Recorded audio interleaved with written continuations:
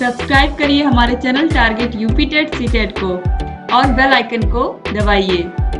Hello दोस्तों, मैं आनंद स्वागत करता हूं आप सभी का आपके अपने channel target UP TET CTET में। दोस्तों, हम पढ़ते हुए आ रहे हैं आपके डीएलएड सेकेंड सेमेस्टर के गणित विषय को। दोस्तों, गणित विषय मैंने आपको पूरा पढ़ा दिया है, हर एक चैप्टर को, और उस चैप्टर पे आधारित प्रश्न को मैंने क्लास में सॉल्व करा दिया है। और इसके बाद दोस्तों हमने राजन सीरीज को स्टार्ट किया है, और राजन सीरीज में दोस्तों हमने सभी बहुविकल्पी प्रश्नों को सॉल्व कर लिया है, और अति लघुत्तरीय प्रश्नों में शुरू के 15 प्रश्न सॉल्व कर लिए हैं। तो ये सभी वीडियोस दोस्तों, जितनी भी वीडियोस अभी तक मैंने बनाई हैं, जितनी भी क्लासेस हुई हैं, सबको आप देख सकते हैं गणित विषय के। गणित विषय का लिंक मैं नीचे डिस्क्रिप्शन बॉक्स में ऊपर आई बटन में दे रहा हूं, वहां से जा करके आपको जितनी भी वीडियोस मैंने आज तक बनाई हैं गणित की, सभी देखने को मिल जाएंगी। सभी बहुत हेल्पफुल है दोस्तों। अगर आप कम समय में पढ़ना चाहते हैं तो राजन पवन सीरीज और पुराने वर्षों को पेपर को देखिएगा। और अगर आप 25 में 25 स्कोर करना चाहते हैं तो आपको एक भी वीडियो नहीं छोड़ना है। सभी वीडियो बहुत महत्वपूर्ण है, सभी कॉन्सेप्ट्स को मैंने समझाया है और उस पर प्रैक्टिस करवाया है बहुत अच्छे से।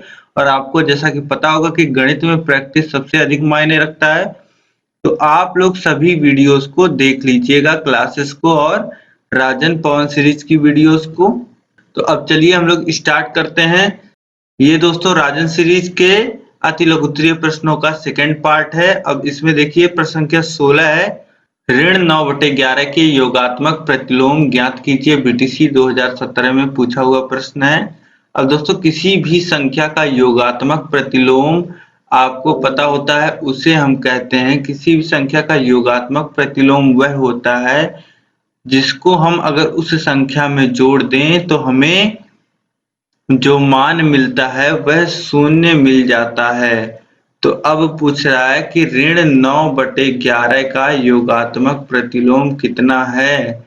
तो आपको पता है कि किसी संख्या में अगर उसके योगात्मक प्रतिलोम को हम जोड़ देते हैं तो हमें उत्तर शून्य मिलता है। तो अब देखिए x का मान क्या आ जाएगा, ऋण 9/11 को इधर भेजेंगे तो ये धन 9/11 हो जाएगा। तो ये हो जाएगा 9/11। तो x का मान, जो योगात्मक प्रतिलोम का मान आपको मिल गया दोस्तों, वह 9/11 मिल गया। अब देखिए प्रश्न संख्या 17 है दोस्तों, एक त्रिभुज का क्षेत्रफल 48 सेंटीमीटर स्क्वायर है। यदि उसकी ऊंचाई 8 सेंटीमीटर हो तो त्रिभुज के आधार की माप बताइए। अब दोस्तों, यहाँ एक त्रिभुज दिया गया है जिसका क्षेत्रफल दिया गया है और ऊंचाई दिया गया है आपको, और आधार का माप आपसे पूछ रहा है। अब दोस्तों, सबसे बेसिक फॉर्मूला जो है त्रिभुज के क्षेत्रफल का है, यह आपको याद ही होगा। त्रिभुज का क्षेत्रफल होता है 1/2 गुणे आधार गुणे ऊंचाई। तो आपको त्रिभुज का क्षेत्रफल दिया गया है और आपको त्रिभुज की ऊंचाई दी गई है। आधार आपसे पूछ रहा है तो सभी वैल्यू आप रख दीजिए। क्षेत्रफल 48 दिया गया है तो 48 रख लीजिए, और ऊंचाई 8 दी गई है तो 8 रख लीजिए। यह 8 जो है दोस्तों वह इधर जाएगा, यहाँ पे गुणे में है तो उधर जाएगा तो बटे में हो जाएगा, और यह 2 जो आपको दिख रहा है यह यहाँ पे बटे में है तो इधर जाएगा बराबर के, तो ऊपर गुणे में हो जाएगा। तो यही आप लिख सकते हैं, आधार बराबर 48 गुणे 2/8। अब इसको सॉल्व करेंगे तो 8 छक 48 होता है, और 6 का गुणा 2 में होगा तो उत्तर कितना आ जाएगा, 12। तो आधार की जो लंबाई हो जाएगी दोस्तों वह 12 सेंटीमीटर हो जाएगी। अब देखिए अगले प्रश्न को हम लोग सॉल्व करते हैं। देखिए प्रश्न संख्या 18 है, ब्रैकेट में ऋण 5 ऋण ब्रैकेट में ऋण 45 भागा ब्रैकेट में ऋण 15 धन ब्रैकेट में ऋण 3 गुणे 5 का मान ज्ञात कीजिए। अब दोस्तों, यहाँ पे आप देखेंगे तो कई सारे ऑपरेशंस एक साथ आपको दिख रहे हैं, तो आप कंफ्यूज मत होइएगा। अब कई सारे ऑपरेशंस जब होते हैं दोस्तों, तो हम लोग गणित में एक बेसिक रूल होता है बॉड मास का, उसका प्रयोग करते हैं। अब इसमें क्या होता है दोस्तों, इसमें सबसे पहले हम लोग ब्रैकेट्स को सॉल्व करते हैं। अगर ब्रैकेट में कोई ऑपरेशन जोड़ गुणा भाग हो रहा है तो सबसे पहले ब्रैकेट को, जो भी ब्रैकेट के अंदर सॉल्यूशन होना रहता है, उसे हम लोग सॉल्व कर लेते हैं, और उसके बाद ऑर्डर को सॉल्व करते हैं, फिर डिवीजन को मतलब कि भाग को, फिर उसके बाद मल्टीप्लिकेशन गुणा को, फिर एडिशन यानी कि जोड़ को, फिर सब्सट्रैक्शन यानी कि माइनस को। तो अब यहाँ पे दोस्तों आपको ब्रैकेट तो दिख रहा है, लेकिन ब्रैकेट में यहाँ पे कोई ऑपरेशन नहीं हो रहा है, बस संख्याएं दिखाई गई हैं। जो एक ऋणात्मक संख्या, जैसे यहाँ पे ऋण 15, ऋण 5 है ब्रैकेट में, यहाँ पे ऋण 45 है ब्रैकेट में, यहाँ पे ऋण 15 है, ऋण 3 है। तो कोई ब्रैकेट के अंदर कोई ऑपरेशन नहीं हो रहा है दोस्तों, कोई गुणा जोड़ भाग नहीं हो रहा है। तो ये सिंपल संख्याएं लिखी गई हैं। तो अब यहाँ पे ब्रैकेट नहीं है, ऑर्डर नहीं है। अब हमें क्या देखना है, डिवीजन, यानी कि यहाँ पे कहीं भाग हो रहा है तो भाग यहाँ पे आपको दिख रहा है कि यहाँ पे भाग का चिन्ह है। तो सबसे पहले इसी को हम लोग सॉल्व करेंगे। तो सबसे पहले आपको क्या करना है दोस्तों, सबसे पहले ऋण 45 में ऋण 15 का भाग देना है। तो आप ऋण 45 में अगर ऋण 15 का भाग देंगे दोस्तों, तो ऋण से ऋण कैंसिल हो जाएगा और 15 त्रिक 45 होता है, तो 3 बार जाएगा। तो इसे आप लिख सकते हैं दोस्तों ऋण 5 और ऋण, अब देखिए ऋण 45 में ऋण 15 का भाग हुआ है तो कितना आया, 3 आया, तो 3 लिख दीजिए। धन, अब देखिए ब्रैकेट में ऋण 3 गुणे 5 ये आ गया। इतना आपने सॉल्व कर लिया। अब इसके बाद देखिए ऋण 5 ऋण 3 धन। अब जब डिवीजन सॉल्व हो गया तो उसके बाद हम लोग मल्टीप्लिकेशन सॉल्व करते हैं। तो मल्टीप्लिकेशन यहाँ पे है, तो इसे सॉल्व कर लेते हैं। तो इसे सॉल्व करेंगे तो ये ऋण 15 आ जाएगा। ऋण 3 का गुणा 5 में होगा तो ये हो जाएगा ऋण 15। अब देखिए इसके बाद सॉल्व करिए। इसके बाद ऋण 5 और ऋण 3 कितना हो जाएगा, ऋण 8 हो जाएगा। फिर धन है ऋण 15, तो ये ऋण 15 ब्रैकेट से बाहर आएगा तो ये हो जाएगा यहाँ पे ऋण 15। अब देखिए ऋण 8 और ऋण 15 ये आपस में कितना हो जाएंगे, ऋण 23। तो यहाँ पे कितना उत्तर मिल जाएगा आपको, यहाँ पे उत्तर जो मिल जाएगा वह ऋण 23 मिल जाएगा। सॉल्व करने के बाद इसको जब हम लोग सॉल्व करेंगे तो उत्तर हमें ऋण 23 मिलेगा। अब देखिए अगला प्रश्न है दोस्तों, प्रश्न संख्या 19, X Y comma Y Z comma Z X का लघुत्तम समापवर्त ज्ञात कीजिए। यानी कि एक्स वाई वाई जेड और जेड एक्स का आपको एलसीएम लोवेस्ट कॉमन मल्टीपल आपको ज्ञात करना है। तो वेरिएबल्स का दोस्तों मैंने आपको बताया है किस प्रकार ज्ञात करना होता है। इनको गुणे के रूप में लिख लेना होता है। उसके बाद आपको जो भी चर होता है उसकी जो सबसे बड़ी घात होती है तीनों में, या जितने भी व्यंजक आपको दिए गए हैं उनमें जो सबसे बड़ी घात होती है उसको आपको लिखना होता है। सबसे पहले यहाँ देखिए आप, जैसे आपको दिया गया है दोस्तों एक्स वाई और वाई जेड और जेड एक्स, इन्हीं तीनों का दोस्तों आपको एलसीएम निकालना है। तो देखिए एक्स वाई को आप क्या लिख सकते हैं, एक्स इंटू वाई लिख सकते हैं। वाई जेड को क्या लिख सकते हैं, वाई इंटू जेड लिख सकते हैं।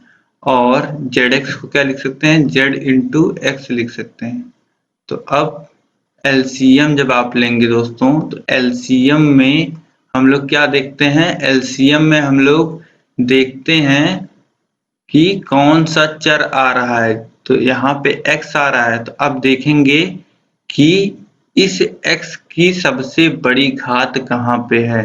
तो इसमें x y में आप देखेंगे तो x की सबसे बड़ी घात आपको कितनी मिलेगी, इस x पे कोई घात नहीं है यानी कि 1 है। तो x की सबसे बड़ी घात 1 है, इसमें x है नहीं। और zx में भी x की सबसे बड़ी घात जो है वह x है। तो यहाँ पे x हम लोग लिख लेंगे एलसीएम में। इसके बाद देखेंगे एक्स वाई में y आ रहा है। अब देखिए y यहाँ पर भी आ रहा है और यहाँ पर इसकी सबसे बड़ी घात क्या है, तो यहाँ पे भी सबसे बड़ी घात y पे 1 घात है। तो और यहाँ पे y आ नहीं रहा है, तो इसलिए यहाँ पे हम लोग केवल y लिख लेंगे।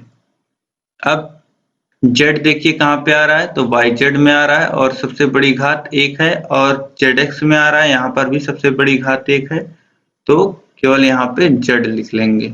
अब एलसीएम हमारा हो जाएगा एक्स वाई जेड। अब यहाँ पे दोस्तों आप देख रहे होंगे तो X square Y square Z square आ रहा है। तो दोस्तों ये आप एक्स स्क्वायर वाई स्क्वायर और जेड स्क्वायर देखेंगे तो ये लोवेस्ट कॉमन मल्टीपल नहीं है, ये यहाँ पे गलत सॉल्व किया है। आप देखेंगे एक्स वाई जेड यह लोवेस्ट कॉमन मल्टीपल है।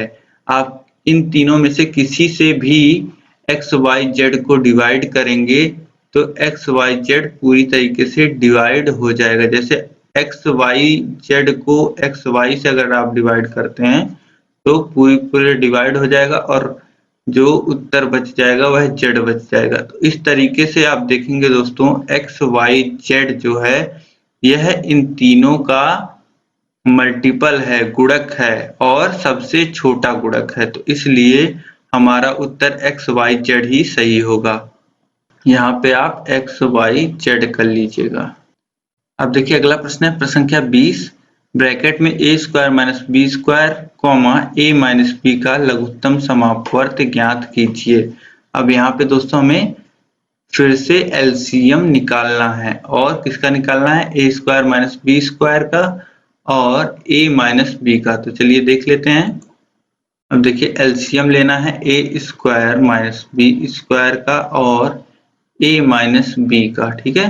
तो ए स्क्वायर माइनस बी स्क्वायर का फॉर्मूला दोस्तों आपको याद होगा, तो इसे हम लोग लिखते हैं ए प्लस बी एक ब्रैकेट में और दूसरे ब्रैकेट में लिखते हैं ए माइनस बी और इसे तो इतना लिख ही सकते हैं ए माइनस बी। अभी दोस्तों मैंने आपको बताया कि एक पद जो जिसे हम देख रहे हैं उसको हम लोग देखते हैं कि उस पद की बड़ी घात कहाँ पे आ रही है। सबसे बड़ी घात हम लोग एलसीएम लिखते समय लिखते हैं। तो अब देखिए यह पद आपको यहाँ पे नहीं मिल रहा है और केवल यहीं पे मिल रहा है, और तो इसको हम लोग ऐसे ही यहाँ पे लिख लेंगे। तो एक तो हो जाएगा हमारा a प्लस बी और आप देखेंगे ये पद है a माइनस बी, ये यहाँ भी आ रहा है और यहाँ भी आ रहा है और इसके भी घात एक है और यहाँ भी घात एक है। तो यहाँ पे हम लोग सबसे बड़ी घात a माइनस बी ले लेंगे, ठीक है। अब अगर आपको दोस्तों नहीं समझ में आ रहा होगा तो आप a प्लस बी को x की तरह समझिए और a माइनस बी को y की तरह समझिए।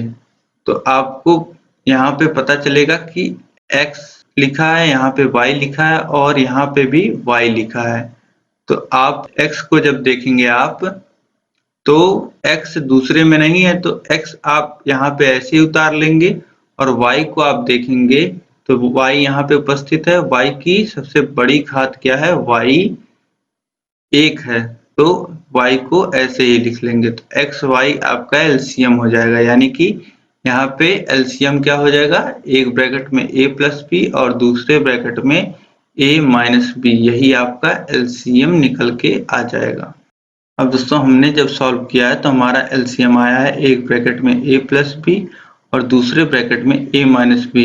इसी को आप चाहें तो लिख सकते हैं ए स्क्वायर माइनस बी स्क्वायर, वही यहाँ पे लिखा गया है। तो एलसीएम कितना हो जाएगा, A square minus B square. अब देखिए प्रश्न संख्या 21 है X Y comma X square Y square और एक्स क्यूब वाई क्यूब का महत्तम समापवर्तक ज्ञात कीजिए, यानी कि एचसीएफ आपको निकालना है।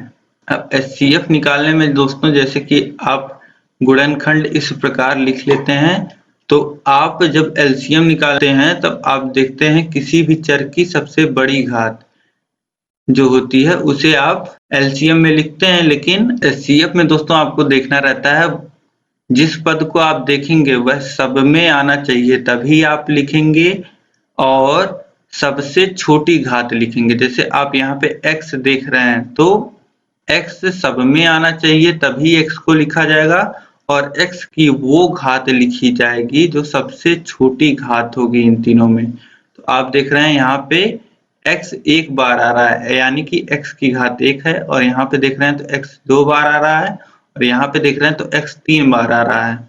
तो x तो सब में आ रहा है दोस्तों, लेकिन x की सबसे छोटी घात कौन सी आ रही है, एक आ रही है। तो जब आप मासा लिखेंगे, एचसीएफ लिखेंगे तो x की घात एक लिखेंगे।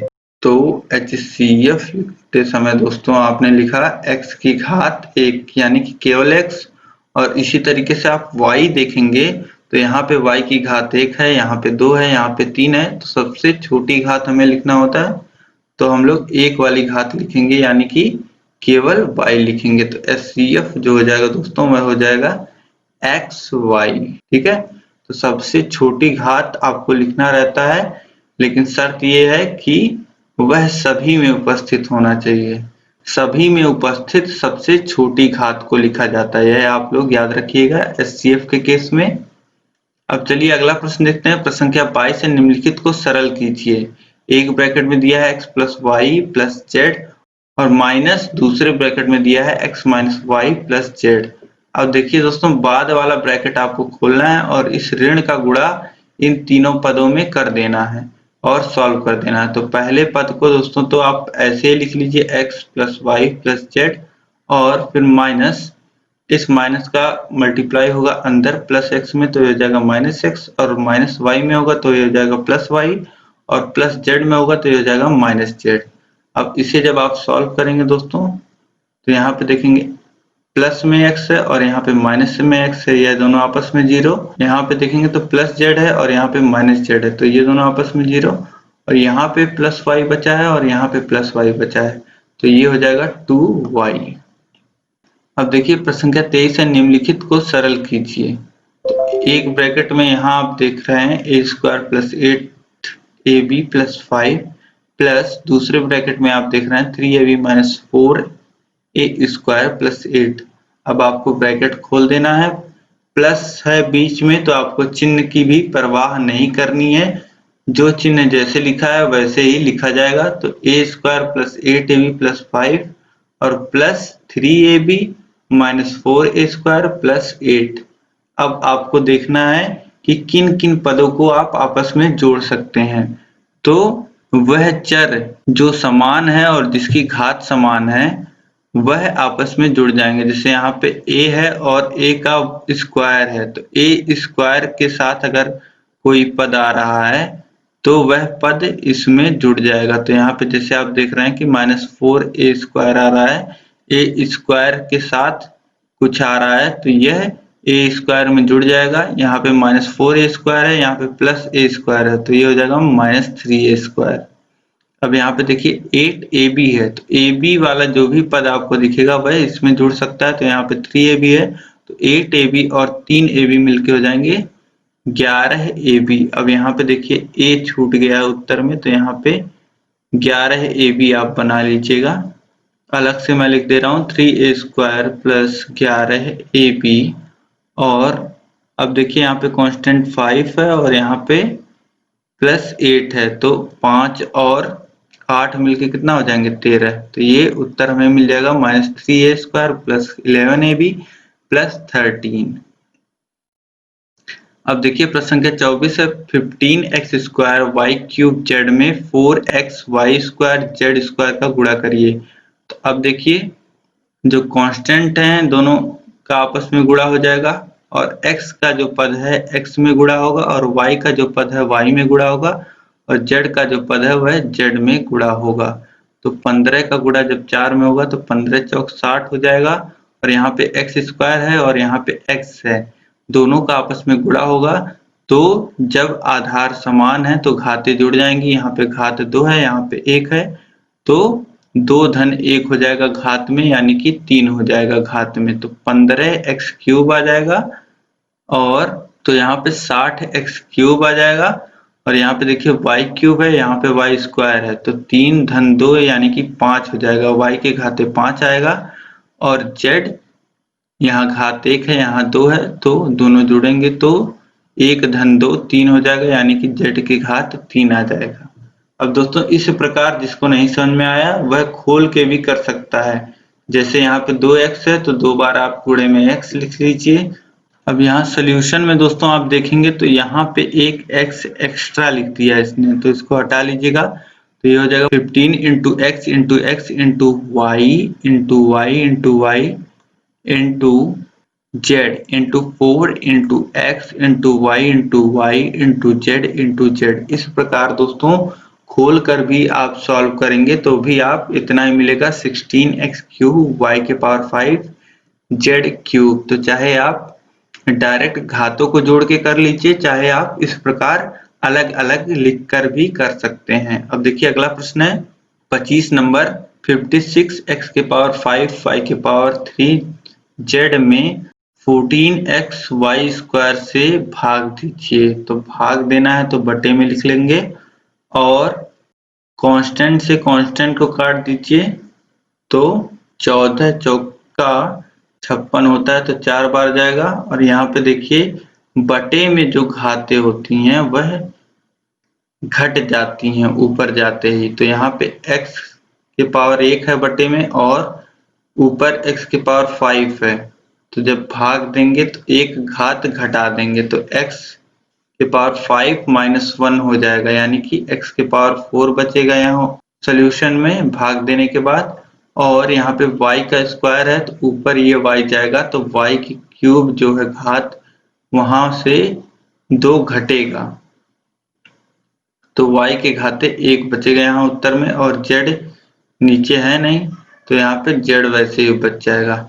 चाहे तो आप इस प्रकार अलग अलग गुणे के रूप में लिखकर भी कैंसिल कर सकते हैं। इस x से एक x आप यहाँ पे कैंसिल कर देंगे और 2y नीचे है तो ऊपर 2y आप कैंसिल कर देंगे। तो यहाँ पे देखिए ऊपर बचेगा 4x तो यानी कि x के घाते 4 yz, तो यही 4x के पावर 4 yz उत्तर हो जाएगा।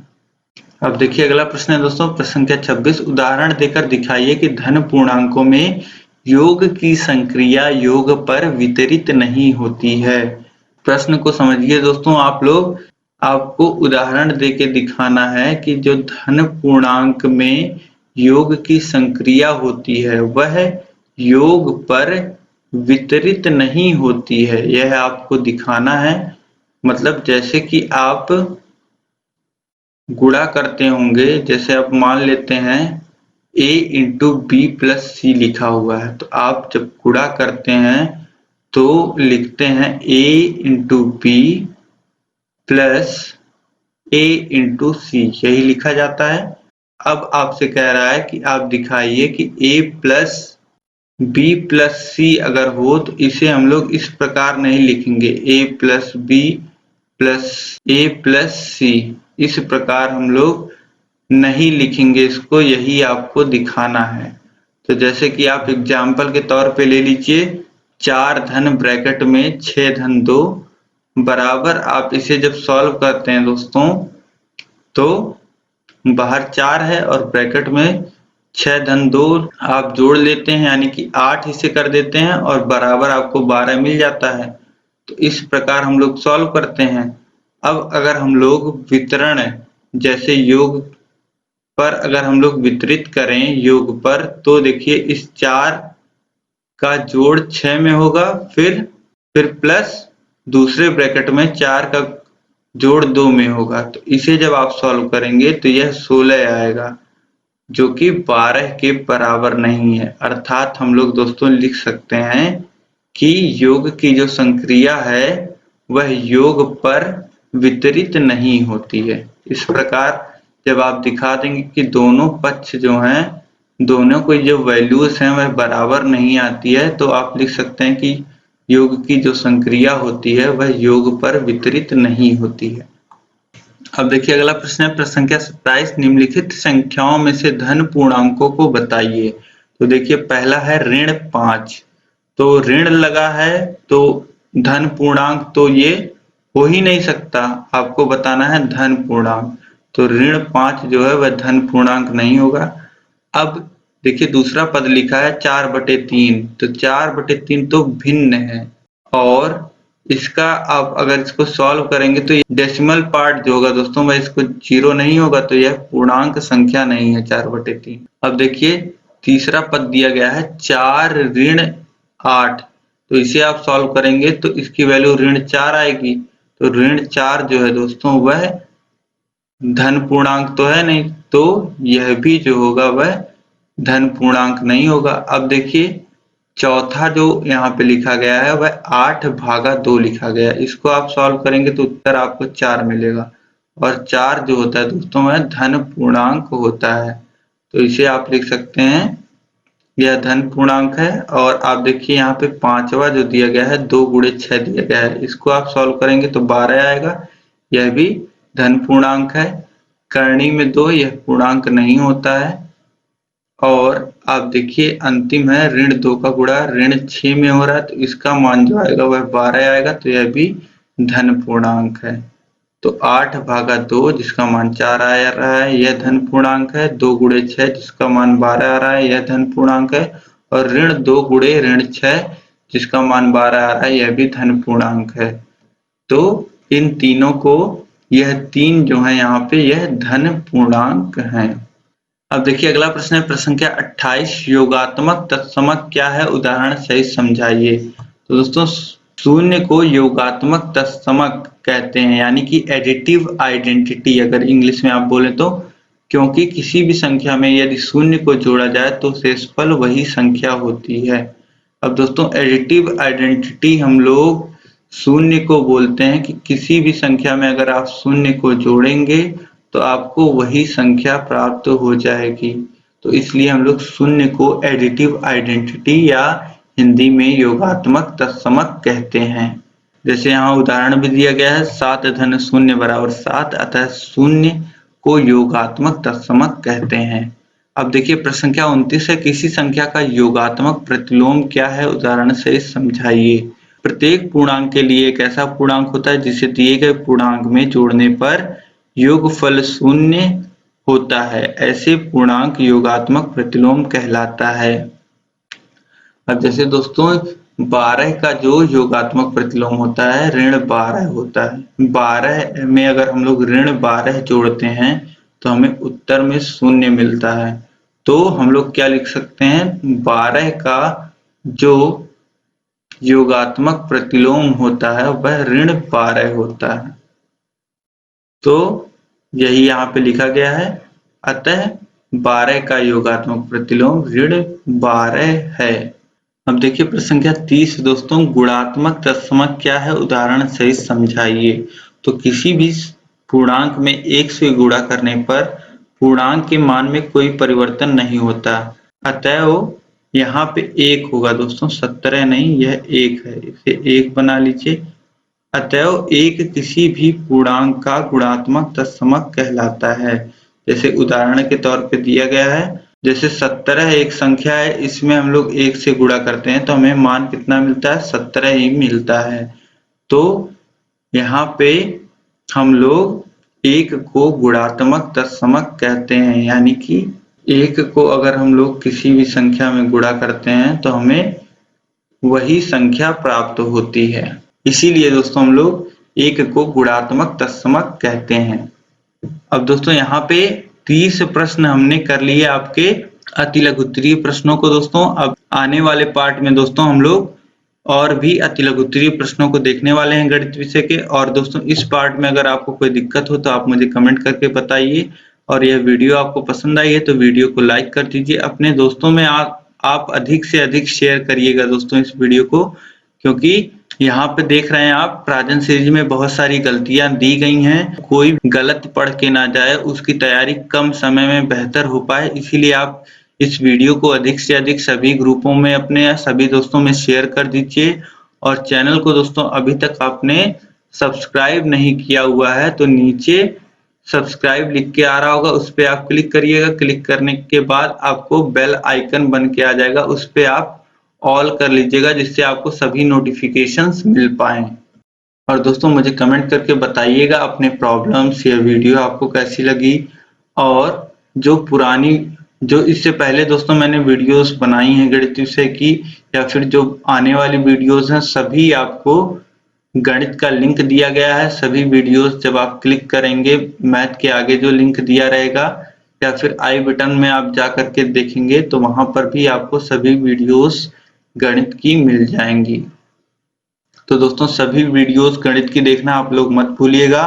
मैं ऐसे ही आप लोगों के लिए सभी प्रश्नों को हल कराता रहूंगा, सभी पवन सीरीज को भी मैं हल करा दूंगा, प्रीवियस ईयर भी क्वेश्चन पेपर करा दूंगा। जो जो चीजें आप दोस्तों बोलेंगे वह मैं आपको करा दूंगा। अगर कोई टॉपिक आपको नहीं समझ में आता है तो अलग से मैं करा दूंगा। बस आपको मेहनत से पढ़ना है, अपने आपको 25 में 25 स्कोर करना ही करना है। अब दोस्तों मिलते हैं नेक्स्ट वीडियो में। इस वीडियो में इतना ही। जय हिंद।